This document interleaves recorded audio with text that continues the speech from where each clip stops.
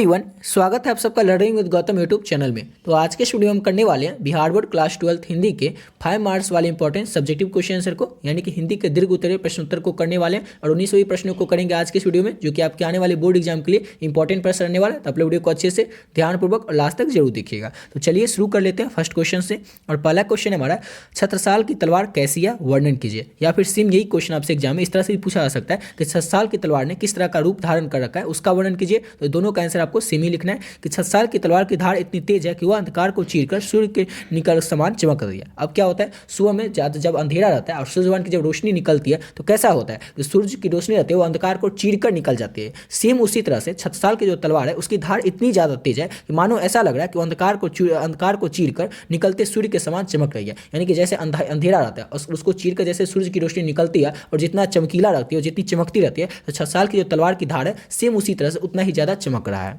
वह गहन अंधकार की तरफ प्रतीत होने वाले हाथियों के झुंड को पल भर में काटकर समाप्त कर सकती है। गहन अंधकार यानी कि हाथी का जो बहुत सारा बड़ा झुंड रहेगा, उस बहुत बड़ा झुंड को भी छत्रसाल की जो तलवार है उसके धार इतना ज़्यादा तेज है कि हाथियों का इतना बड़ा झुंड होगा, उस झुंड को भी पल भर में यानी कि कुछ ही क्षण में काटकर समाप्त कर सकती है।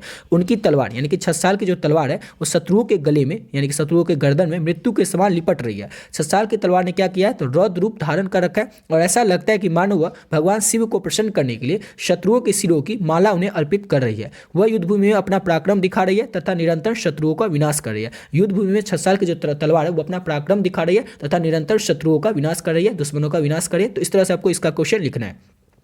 अब देखिए, ये क्वेश्चन आपसे पूछा जाएगा 5 नंबर में और 5 नंबर में आपको पूछा जाएगा तो आपको लिखना कितना पड़ेगा, तो कम से कम एक पन्ना में लिखना पड़ेगा इसका आंसर, या फिर 1.5 पेज में भी, 1 से 1.5 पेज में आप लोग इसका आंसर लिख सकते हैं। जब आपसे एग्जाम में 5 नंबर में क्वेश्चन पूछा जाएगा तो आप लोग 1 से 1.5 पेज में अगर इसका आंसर लिखना है तो आप लोग इतना कुछ तो रट नहीं सकते, याद कर नहीं सकते, इसलिए आपको क्या करना पड़ेगा, समझना पड़ेगा। तो हम जो यहाँ पर आपको बता रहे हैं ये आप लोग यहाँ पर समझ लीजिए। आप लोग को हिंदी लिखना आता ही होगा, जो हम आपको समझाएंगे वो आप लोग को समझ के रखना है और अपने एग्जाम में जा करके आप लोग को अपनी भाषा में बना करके लिखना है। जैसे कि सभी का आंसर अलग अलग हो सकता है। कोई शुरुआत करेगा कि छत्रसाल की तलवार कैसी है, तो यहाँ से शुरू कर सकता है कि छत्रसाल की जो तलवार है वो घन अंधकार की तरफ प्रतीत होती है। कोई शुरू करेगा कि वो अंधकार को चीरकर निकलते सूर्य के समान चमकती है। सबका जो आंसर होगा वो अलग अलग होगा, यानी कि सब अपनी अपनी भाषा में अपने से बना करके लिखिएगा, ठीक है ना। ऐसा नहीं कि जो हम आपको बता रहे हैं सेम यही लिख दीजिएगा। इसका पीडीएफ तो आपको व्हाट्सएप ग्रुप पर मिल ही जाएगा। तो आप लोग व्हाट्सएप ग्रुप में ज्वाइन जैसे ही होइएगा तो आपको पीडीएफ मिल जाएगा, लिंक डिस्क्रिप्शन बॉक्स में दिया हुआ। तो आप लोग क्या कीजिए, इस पीडीएफ को लेकर के आप लोग बार बार रिवीजन करते रहेगा। आपको रिवीजन में क्या करना है, देख करके पढ़ना है, समझना है और समझ के रखना है। और अपने आने वाले एग्जाम में जैसे ही क्वेश्चन आएगा आपके बोर्ड एग्जाम में, तब वो क्या करना है, अपनी भाषा में बना करके इसका आंसर लिखना है। ऐसा नहीं कि जो इसमें लिखा हुआ सेम वही लिख दीजिएगा। सब अपना अपना आंसर अलग अलग लिखेगा, सब अपना अपना आंसर अपनी अपनी भाषा में बना करके लिखेगा। जो सिंपल सा क्वेश्चन है, छत्रसाल की जो तलवार है उसका वर्णन कीजिए किस तरह का है। तो आप लोग को पहले बता दें, छत्रसाल की जो तलवार है उसका धार इतना तेज है ना कि ऐसा लग रहा है कि अंधकार को चीरकर जैसे सूर्य निकलती है उसी समान जितना चमक रहता है सूर्य की रोशनी में, उतना ही ज्यादा चमक है किसके तलवार में, तो छत्रसाल की तलवार की धार में, ठीक है। और वो गहन अंधकार की तरफ प्रतीत होने वाले जो हाथियों का झुंड होता है, बहुत बड़ा जो हाथियों का झुंड होता है एकदम अंधकार जैसा प्रतीत होता रहता है, तो उसको भी पल भर में काटकर समाप्त कर सकते हैं। इतना ज्यादा छत्रसाल की जो तलवार है उसकी धार तेज है।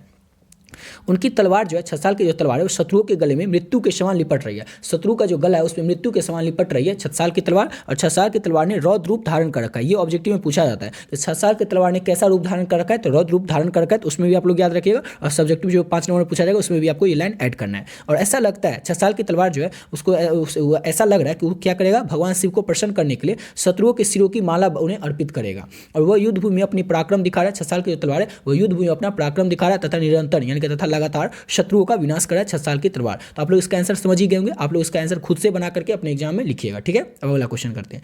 नेक्स्ट क्वेश्चन है, कितने क्रूर समाज में हम रह रहे हैं जहां की श्रम का कोई मोल नहीं बल्कि निर्धनता को बरकरार रखने का षड्यंत्र है। ये क्वेश्चन को लिया किस चैप्टर से गया, तो ये क्वेश्चन इसको जूठन पाठ से लिया गया। और जूठन पाठ के लेखक कौन है, तो ओम प्रकाश वाल्मीकि है। उसी चैप्टर से इस क्वेश्चन को लिया गया। तो इस प्रस्तुत पंक्ति से हमारे पाठ्य पुस्तक ओम प्रकाश वाल्मीकि के द्वारा रचित शीर्षक जूठन पाठ से लिया गया है। और सेम यही क्वेश्चन जो है ना 5 नंबर में भी पूछा जा सकता है, या फिर 100% व्याख्या वाला जो क्वेश्चन पूछा जाता है 4 नंबर में, उसमें भी ये क्वेश्चन पूछा जा सकता है। अगर 5 नंबर पूछा जाए फिर भी आप लोग को यही आंसर लिखना है और इसी तरह से लिखना है। और 4 नंबर में अगर पूछा जाएगा तो सेम इसी तरह से लिखना है और यही आंसर लिखना है, समझ गए ना। तो ये 100% व्याख्या वाला में पूछा जा सकता है या फिर 5 नंबर वाला में भी पूछा जा सकता है, समझ गए। लेकिन आंसर सेम ही होगा। और सिंपल सा क्वेश्चन है, ये कितने क्रूर समाज में रह रहे हैं हम। तो ओम प्रकाश वाल्मीकि कह रहे हैं कि हम कितने क्रूर समाज में रह रहे हैं जहाँ कि हमारे श्रम का कोई मोल नहीं होता। श्रम मतलब हमारी मेहनत का कोई मोल नहीं होता है, बल्कि निर्धनता को, बल्कि हमारी गरीबी को, हमारी निर्धनता को बरकरार रखने का उनका षड्यंत्र होता है।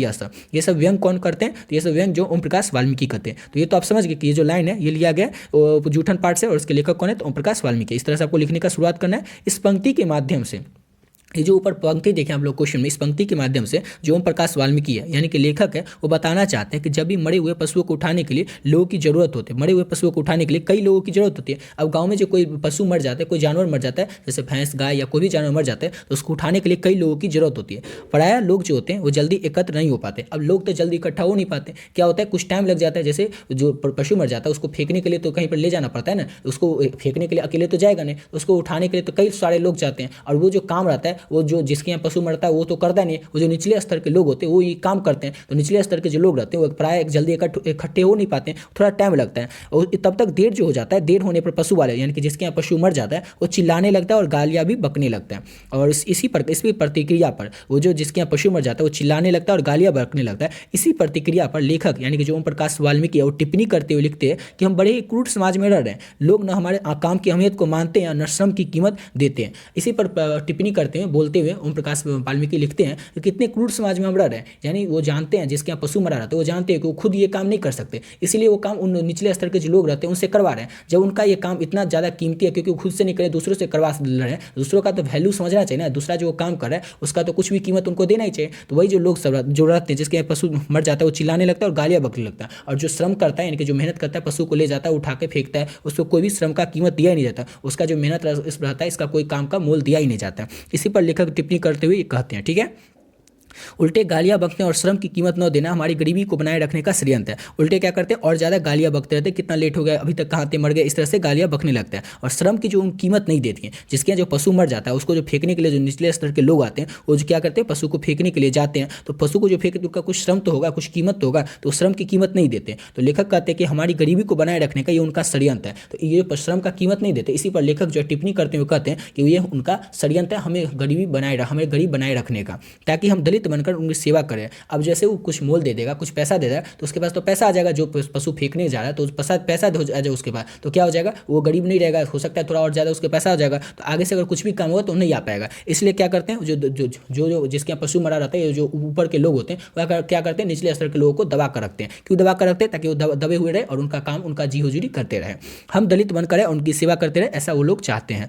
निचले स्तर के काम जो स्वयं नहीं कर सकते वो उन कामों को हम दलितों से करवाते हैं। यह दलित को दबाए रखने का उनका षड्यंत्र है, ऐसा लेखक बताते हैं ओम प्रकाश वाल्मीकि। तो सिंपल सा क्वेश्चन था, और ये क्वेश्चन अगर आपसे एग्जाम में पूछा जाएगा तो आप लोग अपने मन से बना के लिखिएगा, कितने क्रूर समाज में रह रहे हैं जहाँ श्रम का कोई मोल नहीं बल्कि निर्धनता को बरकरार रखने का षड्यंत्र है ये सब। तो इतना आप लोग समझ गए थे, ये ओम प्रकाश वाल्मीकि के द्वारा लिखा गया, जूठन पाठ से लिया गया। तो देखिए इस पंक्ति के माध्यम से ये सब आप लोग छोड़ दीजिए, जो हम आपको समझाते हैं वो समझ लीजिए। इस पंक्ति के माध्यम से लेखक बताना चाहते हैं कि जब किसी के यहाँ कोई पशु मर जाता है तो क्या होता है, बहुत सारे लोग लगते हैं उस पशु को उठाने के लिए, उठा करके उस पशु को फेंकना पड़ता है। तो उठाने के लिए जो बहुत सारे लोग चाहिए, 4-5-7 आदमी चाहिए, तो 4-5-7 आदमी जो जल्दी इकट्ठा नहीं हो पाता है। अब जल्दी इकट्ठा नहीं हो पाता है, इस पर क्या होता है, जिसके यहाँ पशु मरा रहता है पशु वाला क्या करता है, चिल्लाने लगता है, गालियाँ बकने लगता है। तो इसी पर प्रतिक्रिया, मतलब इसी को डिफाइन करते हुए, इसी पर प्रतिक्रिया करते हुए लेखक ओम प्रकाश वाल्मीकि जो है वो बताना चाहते हैं कि कितने क्रूर समाज में हम रह रहे हैं, कि हमारे श्रम का कोई कीमत ही नहीं, हमारे श्रम का कोई मोल ही नहीं है। यानी कि जो हम ये काम कर रहे हैं तो हमारे श्रम का कोई कीमत कुछ दिया ही नहीं जाता है, हमारे श्रम का कोई मोल ही नहीं दिया जाता है। ये उनका हमें हमारे गरीब बनाए रखने का ये उनका षड्यंत्र है। वो चाहते हैं कि हम गरीब बने रहे और उन्हीं का काम हमेशा करते रहें। समझ गए नहीं, ये सब भी अगर आप लोग चाहें तो ये सब भी आप लोग लिख सकते हैं, लेकिन ये सब आपको समझने के लिए था। आपको जो आंसर बताएं हम खुद से, ये आप लोग अपने मन से बना करके लिखिएगा। समझ गए। अब अगला क्वेश्चन करते हैं। तो नेक्स्ट क्वेश्चन है हमारा, भगत सिंह की विद्यार्थियों से क्या अपेक्षाएं। भगत सिंह जो है उनकी विद्यार्थियों से क्या क्या अपेक्षाएं। तो भगत सिंह की विद्यार्थियों से काफ़ी सारी अपेक्षाएं हैं। वे कहते हैं कि भारत को ऐसे देश सेवकों की आवश्यकताएं हैं जो देश पर तन मन धन अर्पित कर सके तथा अपना सारा जीवन देश की आज़ादी के लिए, विकास के लिए न्यौछावर कर दे। और यह कार्य जो है, काम जो है सिर्फ विद्यार्थी कर सकते हैं। विद्यार्थियों नौजवान ही क्रांति ला सकते हैं। अतः विद्यार्थी पढ़े, साथ ही साथ पॉलिटिक्स का भी ज्ञान हासिल करे और जब भी जरूरत हो तो मैदान में कूद पड़े और अपना जीवन देश की सेवा में लगा दे। ये अपेक्षाएं विद्यार्थियों की अमर भगत सिंह की। इतना तो आप लोग समझ गए, लेकिन इसको लिखना किस तरह से, समझ तो गए, लेकिन लिखेंगे किस तरह से। देखिए लिखना इसी तरह से, लेकिन आप लोग को अपनी भाषा में सिंपल लैंग्वेज में बना करके लिखना है। अगर क्वेश्चन आपसे पूछा जाएगा एग्जाम में कि भगत सिंह की विद्यार्थियों से क्या अपेक्षा है, इसको बताइए, तो याद रखिएगा कि भगत सिंह के ना विद्यार्थियों से काफ़ी सारी अपेक्षाएं, यानी कि भगत सिंह के विद्यार्थियों से बहुत ही ज़्यादा अपेक्षाएं। कौन कौन सी अपेक्षाएं। तो भगत सिंह कहते हैं कि भारत को ना ऐसे देश सेवकों की सेवकों की आवश्यकताएं हैं जो कि अपना देश पर तन मन धन अर्पित कर दें, अपना पूरा तन, अपना पूरा मन, अपना पूरा जितना उनके पास धन है वो अर्पित कर दें अपने देश पर, और ये तथा अपना सारा जीवन जो है वो देश की आज़ादी के लिए, विकास के लिए, देश के विकास के लिए, आज़ादी के लिए न्यौछावर कर दे। और ये जो काम है ये सिर्फ विद्यार्थी और नौजवान ही कर सकते हैं, नौजवान और विद्यार्थी क्रांति ला सकते हैं, ऐसा भगत सिंह का मानना था। भगत सिंह कहते हैं कि जो काम है अपना तन मन धन पूरे देश पर अर्पित कर देना और देश की सेवा में लगा देना अपना सारा जीवन, ये काम सिर्फ विद्यार्थी और नौजवान ही कर सकते हैं। साथ ही इसीलिए भगत सिंह कहते हैं कि अतः विद्यार्थी पढ़े, ऐसा नहीं कि अपना तन मन धन पूरा देश की सेवा में लगा दे और पढ़ाई लिखाई करे ही नहीं। इसीलिए भगत सिंह कहते हैं अतः विद्यार्थी पढ़े और साथ ही साथ क्या करे, पॉलिटिक्स का भी ज्ञान हासिल करे, और जब भी देश को जरूरत पड़े उन विद्यार्थियों की और नौजवानों की, तो वो क्या करे, अपना जीवन जो है वो देश की सेवा में लगा दे। और यही सारी अपेक्षाएं हैं भगत सिंह की, अमर भगत सिंह की, हमारे विद्यार्थियों से और नौजवानों से। समझ गए ना? तो अच्छे से इसको याद रखिएगा और अपने मन से, अपनी भाषा में इसको बना करके आंसर एग्जाम में लिखिएगा। और देखिए अभी तक आप लोग इस पीडीएफ को नहीं लिए तो आप लोग इस पीडीएफ को ले सकते हैं। इस पीडीएफ आपको मिलेगा क्या क्या, तो अगर आप लोग आर्ट्स या के बच्चे होंगे तो आप लोग का जो भी 5 सेट होगा उस 5 सेट का पीडीएफ आप लोग को मिल जाएगा। अगर आप लोग साइंस या कॉमर्स के बच्चे होंगे तो आप लोगों को 2 सेट का पीडीएफ मिल जाएगा। 5 सेट में आप लोग देख सकते हैं इसी 10 में से कोई आपका 5 सेट होगा और 5 सेट का पीडीएफ आपको मिल जाएगा। 5 सेट आपका Hindi, English, history, geography, political science, music, home science, psychology, sociology, economics, इसी 10 में से आपका कोई 5 सेट होगा और 5 सेट का पीडीएफ आप लोग को मिल जाएगा। लेकिन अगर आप लोग साइंस या कॉमर्स वाले स्टूडेंट होंगे तो आप लोग को हिंदी और इंग्लिश का जो पीडीएफ होगा वो आप लोग को मिल जाएगा। अब इसमें रहेगा क्या क्या, तो देखिए इस पीडीएफ में ना आप लोग को सब कुछ रहेगा, जैसे कि chapter wise important objective question रहेगा और chapter wise important subjective question रहेगा। जैसे हिंदी की बात करें तो इसमें आपको 650 ऑब्जेक्टिव क्वेश्चन मिलेगा। और ये रहेगा किस तरह से, तो चैप्टर फर्स्ट जो है बातचीत, और लास्ट चैप्टर जो है गांव का घर कविता ज्ञानपति के द्वारा लिखा गया, वहां तक जितने भी चैप्टर हैं उन सभी चैप्टर के जितने भी ऑब्जेक्टिव क्वेश्चन है, chapter wise important objective question और chapter wise important subjective question, और उसमें भी चैप्टर वाइज इंपॉर्टेंट लघु उत्तरीय और दीर्घ उत्तरीय और 100 प्रसंग व्याख्या वाला जितना क्वेश्चन है सब उस पीडीएफ में आपको मिल जाएगा। इस पीडीएफ को लेकर के आप लोग बहुत ही कम समय में और बहुत ही बढ़िया तरीके से अपने एग्जाम की प्रिपरेशन को कर सकते हैं। सेम इसी तरह से आपको इंग्लिश, पॉलिटिकल साइंस, हिस्ट्री सभी में देखने को मिल जाएगा। ठीक है,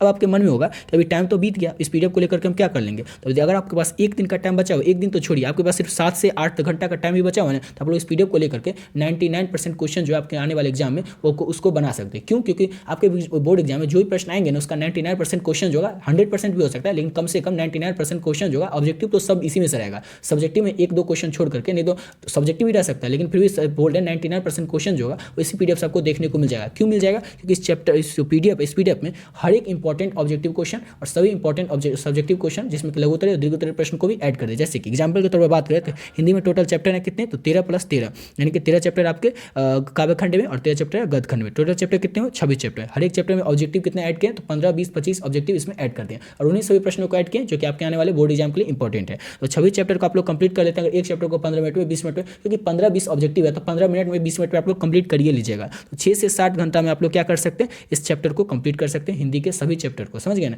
6 से 7 घंटा में आप लोग ऑब्जेक्टिव को कंप्लीट कर सकते हैं और 2 से 3 घंटा में आप लोग इसके सब्जेक्टिव को कंप्लीट कर सकते हैं। आप पूछेगा सब्जेक्टिव हम सिर्फ 2 से 3 घंटा में कैसे कर सकते हैं, तो देखिए हर एक चैप्टर से जाता है ना जो इंपॉर्टेंट क्वेश्चन है उसी को ऐड किया। अब सब्जेक्टिव क्वेश्चन ज़्यादा तो पूछा जाता है नहीं, आपको पता हुआ 10 पूछा जाता है, 5 बनाना रहता है, 6 पूछा जाता है, 3 बनाना रहता है, बस इतना ही तो सब्जेक्टिव में पूछा जाता है। तो जितना इंपॉर्टेंट था उतना ही ऐड किया, ऐसा नहीं कि सब प्रश्न को ऐड कर दिए। चैप्टर फर्स्ट से जो भी इंपॉर्टेंट है उसी को ऐड किया, चैप्टर 2 से जो भी इंपॉर्टेंट है उसी को ऐड कर दिया। यानी कि जो भी इंपॉर्टेंट ऑब्जेक्टिव या सब्जेक्टिव आपके आने वाले बोर्ड एग्जाम के लिए उसी से प्रश्नों को इसमें ऐड किए। तो आप लोग इस पीडीएफ को ले सकते हैं।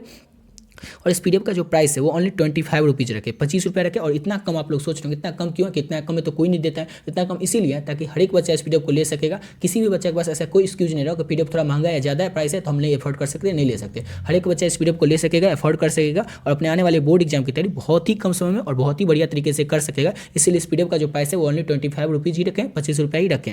लेना किस तरह से, तो ये देखिए ये नंबर है 79032089। इस नंबर पर आप लोग क्या करना है, फोनपे, गूगल पे, पेटीएम कुछ भी कर सकते हैं। जैसे ये नंबर आप लोग फोनपे, गूगल पे या पेटीएम में डालेगा तो नाम आ जाएगा गौतम कुमार। उस पर आपको क्या करना है, 25 रुपये डाल देना, अपना स्क्रीनशॉट लेकर के आप लोग को इसी नंबर के व्हाट्सएप पे भेज देना। और जो भी आपका 5 सब्जेक्ट होगा, आप लोग आर्ट्स के स्टूडेंट होंगे तो, या फिर आप लोग साइंस या कॉमर्स के स्टूडेंट होंगे तो आपका जो भी 2 सब्जेक्ट होगा हिंदी और इंग्लिश उसका पीडीएफ आप लोग ले सकते हैं। ठीक है, अब कई बार फिर से कॉल करके पूछने लगते हैं कि सर एक सब्जेक्ट का पीडीएफ 25 में मिलेगा या सभी सब्जेक्ट का, तो देख लीजिए फिर से बता देते हैं कि आर्ट्स के अगर स्टूडेंट होंगे तो आपका जो भी 5 सब्जेक्ट होगा उस 5 सब्जेक्ट का पीडीएफ आपको मिल जाएगा। ऑब्जेक्टिव सब्जेक्टिव साथ में मिलेगा, साथ ही साथ क्वेश्चन बैंक भी आपको मिलेगा हिंदी में, तो वो सब आपको मिल जाएगा सिर्फ और सिर्फ 25 रुपये में। समझ गए, 5 सब्जेक्ट का पीडीएफ। और आप लोग साइंस या कॉमर्स के बच्चे होंगे तो फिर भी आपको 25 रुपये में मिल जाएगा सब दोनों सब्जेक्ट का पीडीएफ, हिंदी और इंग्लिश दोनों का। ठीक है, तो इस तरह से आप लोग पीडीएफ को लेकर के बहुत ही कम समय और बहुत ही बढ़िया तरीके से अपने एग्जाम की प्रिपरेशन कर सकते हैं और आपके एग्जाम में बहुत ही अच्छे नंबर आएंगे अगर आप लोग इससे पढ़ लेते तो, क्योंकि इसमें सभी क्वेश्चन इंपॉर्टेंट ही दिया हुआ और जो आपके आने वाले बोर्ड एग्जाम के लिए इंपॉर्टेंट है वही सब प्रश्न इसमें ऐड किया गया। ठीक है, अब बढ़ते हैं अपने अगले क्वेश्चन की ओर। और अगला क्वेश्चन हमारा पंच परमेश्वर को खो जाने को लेकर कवि क्यों चिंतित है। पंच परमेश्वर को खो जाने के लेकर कवि जो है चिंतित क्यों है, तो पंच परमेश्वर को खो जाने के लेकर कवि निम्नलिखित कारणों से चिंतित है। कुछ कारण है जिस कारण से पंच परमेश्वर को खो जाने को लेकर कवि जो है चिंतित है। तो पहला कारण क्या है कि पहले कोई भी वाद विवाद होता था तो गाँव के पंचायत के माध्यम से उसका निपटारा होता था, लेकिन आज सभी न्यायालय के दरवाजे खटखटाते हैं। पहले गाँव में कुछ भी होता था तो पंचायत जो थे वही उसका माध्यम यानी कि उसका निपटारा कर देते थे, लेकिन अभी के समय में कुछ भी गाँव में होता है तो उसका निपटारा के लिए सभी कहाँ जाते हैं, तो न्यायालय जाते हैं, यानी कि कोर्ट में जाते हैं। अब कोर्ट में जाने से क्या होता है, तो न्यायालय की जो प्रक्रिया यानी कि कोर्ट का जो प्रक्रिया है बहुत ही ज़्यादा जटिल है, यानी कि बहुत ज़्यादा कठिन हो गया है। न्यायालय की प्रक्रिया में पीड़ित का यानी कि जो पीड़ित रहता है जो कि कोर्ट में केस करने के लिए जाता है वो पीड़ित का समय और धन दोनों और धन और तथा श्रम का भी बर्बाद होता है। यानी कि पीड़ित का जो समय रहता है समय बहुत ज़्यादा लग जाता है न्यायालय की प्रक्रिया में, धन यानी कि पैसा भी बहुत ज़्यादा लग जाता है, श्रम यानी कि मेहनत भी बहुत ज़्यादा लग जाता है। तो इसी के लेकर कवि जो है चिंतित है, पंच परमेश्वर को खो जाने के लेकर इसी कारणों से कवि जो है चिंतित है। नेक्स्ट क्वेश्चन करते हैं। अगला क्वेश्चन हमारा बातचीत के संबंध में बेन जॉनसन और एडिसन के क्या विचार हैं। सेम यही क्वेश्चन जो था इस बार जो आपका मॉडल पेपर रिलीज किया गया था बिहार बोर्ड की तरफ से ऑफिशियल मॉडल पेपर, उसमें भी क्वेश्चन ऐड किया गया था 5 नंबर में। तो इसमें ये भी क्वेश्चन भी इंपॉर्टेंट है, तो याद रखिएगा कि बातचीत के संबंध में बेन जॉनसन और एडिसन के क्या विचार हैं। तो दोनों के अलग अलग विचार हैं। जो बातचीत के संबंध में बेन जॉनसन का कहना है कि बोलने से मनुष्य का रूप का साक्षात्कार होता है। जब तक मनुष्य बोलेगा नहीं तब तक उसके अंदर का गुण दोष का पता चलेगा ही नहीं। जो सिंपल सा क्वेश्चन था कि बातचीत के संबंध में 2 व्यक्ति हैं, एक व्यक्ति का नाम है बेन जॉनसन और दूसरे व्यक्ति का नाम है एडिसन, इन दोनों के क्या क्या विचार हैं। तो बेन जॉनसन का मानना है कि बोलने से मनुष्य का रूप का साक्षात्कार होता है। साक्षात्कार मतलब होता है इंटरव्यू होता है। अब जैसे ही कोई व्यक्ति बोलेगा तो उसके अंदर का क्या गुण है, कोई क्या कमी है, क्या खूबी है, वो हमें पता चल जाएगा। लेकिन अगर कोई व्यक्ति चुपचाप बैठा हुआ है तो उसके अंदर क्या चल रहा है, क्या गुण है, क्या गुण है, हमें पता ही नहीं चलेगा। तो ऐसा किसका मानना है, तो बेन जॉनसन का मानना है। और एडिसन का क्या मानना है, तो एडिसन का कहना है कि असल बातचीत जो होती है केवल 2 व्यक्ति में ही हो सकती है। इसका तात्पर्य है यानी कि इसका मतलब है कि जब 2 व्यक्ति होते हैं तभी अपना दिल एक दूसरे के सामने खोलते हैं, लेकिन 3 से अधिक बातें जो होती है, 3 से अधिक लोगों की जो बातें होती है वो लंबी हो जाती है। तो एडिसन का मानना है जो असल बातचीत होता है वो केवल 2 व्यक्तियों में हो सकता है, क्योंकि 3 व्यक्ति में तो बातें जो होती है वो लंबी बातें हो जाती है, बात होती नहीं है। तो सिंपल सा क्वेश्चन था हमारा कि बातचीत के संबंध में बेन जॉनसन का क्या विचार है। तो बेन जॉनसन का कहना है कि असल बातचीत जो होती है वो केवल बेन जॉनसन का मानना है कि बोलने से मनुष्य का रूप का साक्षात्कार होता है, और एडिसन का मानना है कि असल बातचीत जो होती है वो केवल 2 व्यक्ति में ही हो सकती है। इसी के साथ वीडियो पे कंप्लीट करते हैं। आशा करता हूँ आप लोग को वीडियो अच्छा लगा होगा। तो मिलते हैं नेक्स्ट वीडियो में नए वीडियो के साथ।